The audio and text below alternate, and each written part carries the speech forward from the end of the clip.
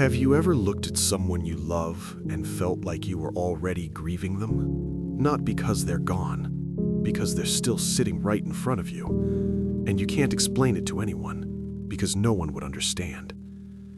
There is a woman in my mother's house who looks exactly like my mother. She sits in my mother's chair. She wears my mother's clothes. She sleeps in my mother's bed. But she is not my mother. Not anymore. And this is the story of what that feels like. I visit every Sunday. I drive 40 minutes from my apartment to the house I grew up in. The same house where she taught me to tie my shoes, where she checked under my bed for monsters every single night until I was 9, where she stood in the kitchen every morning and made me breakfast before school. Eggs and toast, always eggs and toast, and kissed the top of my head on my way out the door. That house is the same. The wallpaper is the same. The photos on the hallway wall are the same. The kitchen smells the same. But the woman inside it is different now. She doesn't always know my name. Sometimes she looks at me, really looks, straight into my eyes, and there is nothing there. No recognition, no warmth. Just a quiet, polite confusion, like I'm a stranger who wandered into her living room. And I sit down across from her, and I smile, and I say, "Hi, Mom, it's me." People ask me what it's like. They say it with sympathy in their voice, the way you speak to someone carrying something heavy. How are you holding up? They mean well, they do. But the truth is, it's not the big moments that break you. It's not the first time she forgot my name. It's not the first time she asked me who I was. It's the small things. It's finding her toothbrush in the refrigerator. It's the day I came over and all the clocks in the house had been turned off. Not broken, just turned off.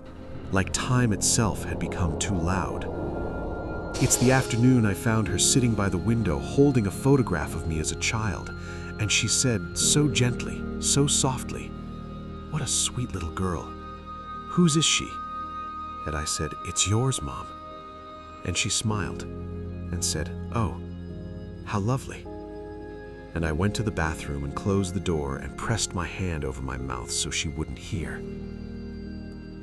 Somewhere along the way, without either of us noticing, we switched.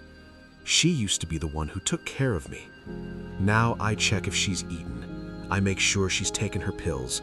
I lay out her clothes in the morning, the way she used to lay out mine. I brush her hair now. She used to brush mine. I remind her to drink water.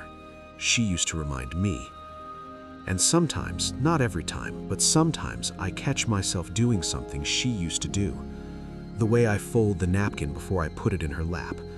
The way I say, "Okay, sweetheart," when she asks me the same question for the 4th time. The way I check on her before I leave the room just to make sure she's still there. I learned all of that from her. She taught me how to take care of someone. And now I'm using everything she taught me to take care of her. Nobody tells you about the quiet. When someone dies, the world makes noise around you. People call, people come, people bring food and say things like, "She's in a better place," and "Let me know if you need anything." There is movement, there is activity, there is a shape to the grief. A funeral, a burial, a last goodbye. But this is not that kind of loss. There is no shape to this. No one calls to check on me. No one brings food.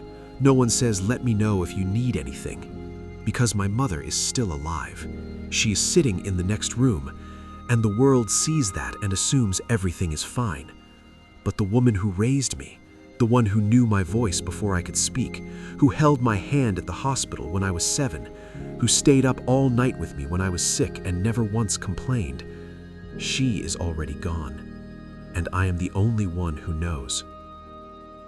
Here is the thing nobody tells you, the thing they leave out when they talk about caring for a parent. It's not hard because it's exhausting. It is. It's not hard because it's sad. It is.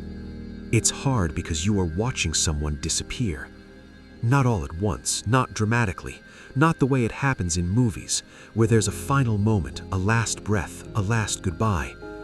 It happens slowly, in pieces. One day she remembers everything. The next day she doesn't remember lunch. 1 week she knows my face. The next week she looks at me like I could be anyone. She is still here. She is breathing. She is alive.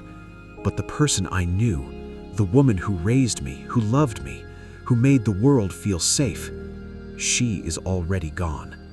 And I am grieving someone who is still sitting in front of me. And I don't know what to do with that grief, because you can't mourn someone who is still alive. There is no ritual for this, no funeral, no closure, just me, and a woman who looks like my mother, and the slow, quiet understanding that one day someone might sit across from me the way I sit across from her, and smile, and not say a word.